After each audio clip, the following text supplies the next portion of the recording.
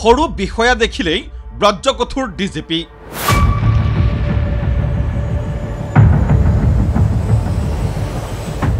বিগত 24 ঘণ্টাত 4জন বিষয়াক নিলম্বন। দয়া নাই ক্ষমা নাই যদিহে খাকী পোছাকত হৈছে ইফাল সিফাল।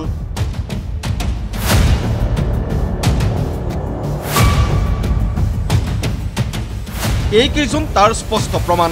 মাৰপিটৰ দৰে গোচৰত অভিযুক্ত এইকেইজন বিষয়াক শাস্তি বিহিছে বিভাগীয়ভাৱে।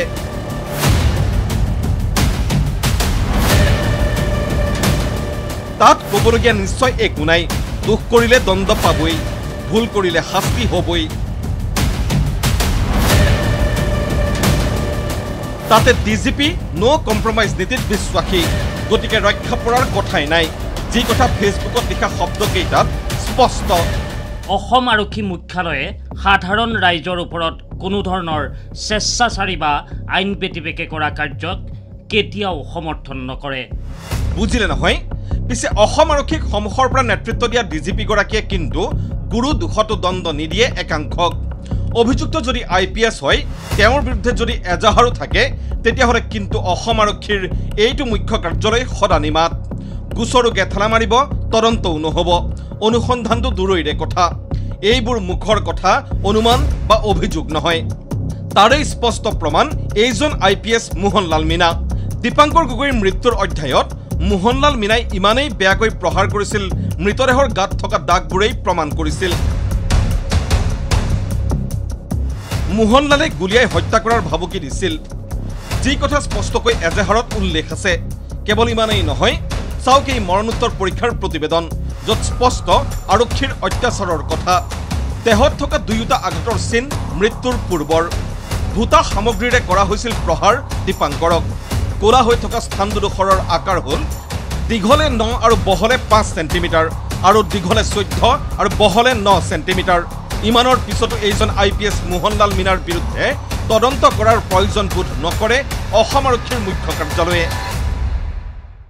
কিন্তু এনে অভিযোগৰ আঙুলি যদি APS বা তলৰ ৰেংকৰ বিষয়াৰ বিৰুদ্ধে উঠে, শাস্তিৰ আপডেট সামাজিক মাধ্যমত দিবলৈ একাংশৰ গা 7খন 8খন হৈ উঠে। তেতিয়াই নিকা স্বচ্ছ প্ৰশাসন প্ৰতিষ্ঠাৰ ভূত লম্ভে গাত।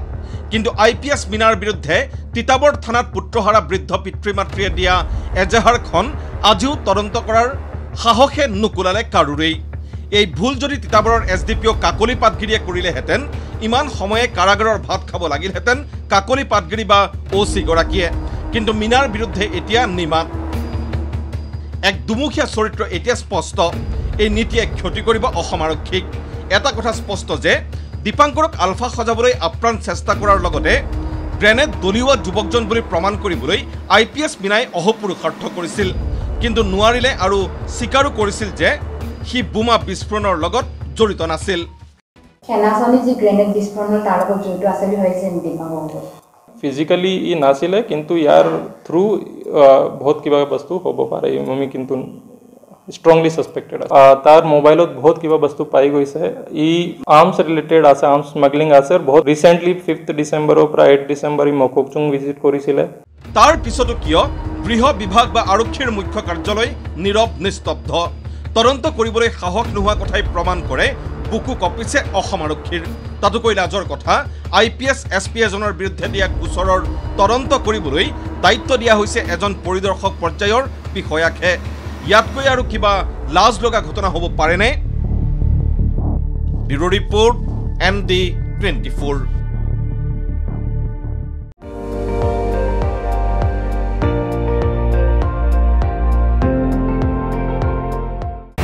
আপুনি চাই আছে ND24, সৰ্বশ্ৰেষ্ঠ নহয় সৰ্বোত্তমৰ দৌৰা।